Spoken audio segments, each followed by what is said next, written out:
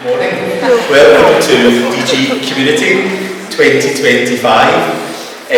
Delighted to see so many people here through our brief autumn session, so thank you all so much for making the effort to be here with us today. And a great opportunity, I think, for us to get together, to learn, to share, and hopefully today to shape some new ideas on what we want to see for Dumfries and Galloway. So delighted to have you all along. And also a special welcome to some of our non-third sector guests in the room, to colleagues from Scottish Government and from third sector interfaces across Scotland who have joined to see what we're all in Dumfries and Galloway too. If you were here last year, I hope you will remember fondly the energy in the room, the creativity and the passion we found out from each other, and also the respectful discussion and debate we had across so many topics, and I hope we can bring more of that to our session today as well, and to the time that we have together. We have a slightly different format from last year. You'll notice that we've slimmed down some of our topics so we can have more time to focus on the things that are important to all of us. But more than anything else, I think it's the being together with each other, and the taking the time out to spend time with each other that's most important overall. Last year, for those of you who were here will remember, I stood on the stage buoyed by the passion and the energy and promised we'd be back for 2025. I had no idea how we were going to do it, but here we are. So I do have to say our grateful thanks to Dumfries and Galloway Council, to NHS Dumfries and Galloway, South of Scotland Enterprise, who have joined with our sector Dumfries and Galloway to invest in bringing us all together today, and importantly to make sure that it was free for everyone to attend who wanted to. So again, a very warm welcome. The programme today focuses on a number of priority policy areas where we believe that our sector has a huge role to play. So you'll have workshops on community wealth building, on population health, and importantly on how we can create the environment for long-term sustainable investment in our communities and a move away from short-term grants and short-term funding that we've all experienced for many years. We have a range of networking discussion tables on a whole range of topics, from our new region-wide physical activity strategy to community climate action. Importantly, how we can engage young people more in the activities and leadership in our communities, and how communities should and could be benefiting from the big regional economic investments we've been promised that everyone across Dumfries and Galloway should benefit from. And we also have some incredible speakers who have joined us today, who have been are giving their time, I suppose, to us to share both their national and international experiences of how collaboration and change actually can work, and I look forward to hearing from them later today. There are two specific areas that I wanted to call out whilst introducing today's session. Lots has changed since we were back together, since we were together in 2024, but there was two areas I specifically wanted to call out.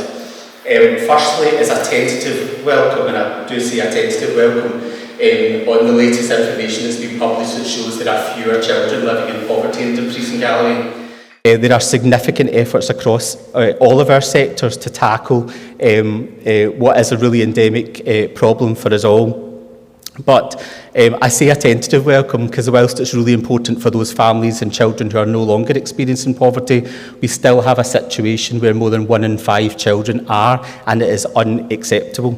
Our sector is brilliant at all the mitigating investments we can make to make sure that people feel less harmed by living in poverty, but that is not good enough. And the one thing I want us all to take away, if we can, from today is the collective action that's needed to eliminate poverty. No child should be living and growing up in poverty, and we need both local and national action to make that the case.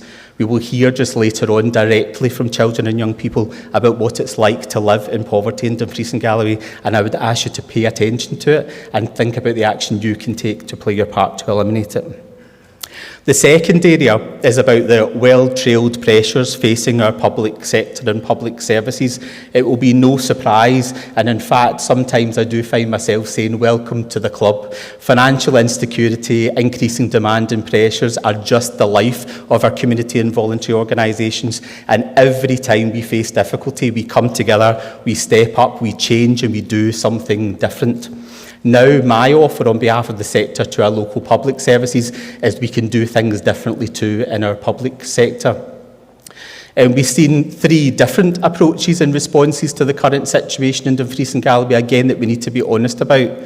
I welcome collaborative conversations we're currently having with our Integration Joint Board and Health and Social Care Partnership, which is about protecting the investment we currently make and growing the investment in our communities, not to maintain expensive services, to focus on health creation and health prevention, and that work does not happen in our hospitals and expensive healthcare settings. It happens in our communities and with all of you and all of the people in the communities where we belong.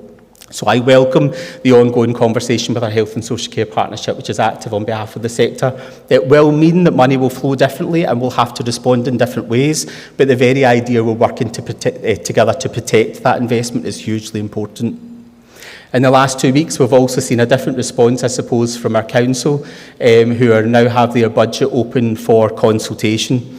And again, we absolutely recognise the pressures, but if you've paid some attention to some of the options that's been presented in order that the council can meet its financial objectives, it proposes a reduction on every penny of council-led investment in our sector. An elimination of the poverty and inequalities budget, an elimination of the representation and engagement budget, which is specifically designed to bring the experiences of those we are least likely to hear from to the table. It's an elimination of all investment in community transport, an elimination of all third sector-led children and family support. It is not sustainable and not viable to reduce that investment in our communities. And if you have not responded to the consultation, I encourage you to go online and do so. And again, this isn't a criticism of our colleagues whose intentions are good. We're all working hard to do the right things, but there's a way to do it, and there's a way that definitely will not work. The only way to do it is to do it together. And that means freeing up some of our resources, sharing our collective assets and skills and experience and insights, and letting go of control. Now, there's one thing that There's also a national response to the situation, and it's coming in various shapes from Scottish Government, informed by leaders across the country, and that's the new strategy on public service reform, not public sector reform, but public service reform, which calls on all of us to work together to do things differently for our communities. My view, and it is my view, and therefore the view of my organisation for sure, but certainly a different view overall, is that is not enough. Public service reform, the time for reform was 14 years ago when the Christie Commission told us what we needed to do to change. It was even 4 or 5 years ago when we came out of the pandemic, when there was still some resources around to do things differently. But instead of choosing renewal, a different way, we chose recovery, back to the old way, which we already knew wasn't good enough. Now we don't need public sector reform. We need public service reimagined, an entirely new way of delivering services for our communities.